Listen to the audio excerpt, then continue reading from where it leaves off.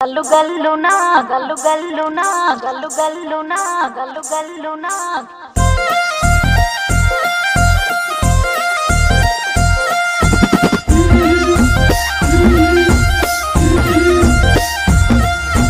బంతి పొదోడలన్నీ బంగారు వర్ణమై బతుకమ్మ రూపమై మెరిసెనే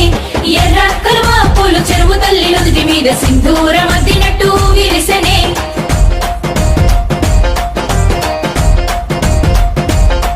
గల్లు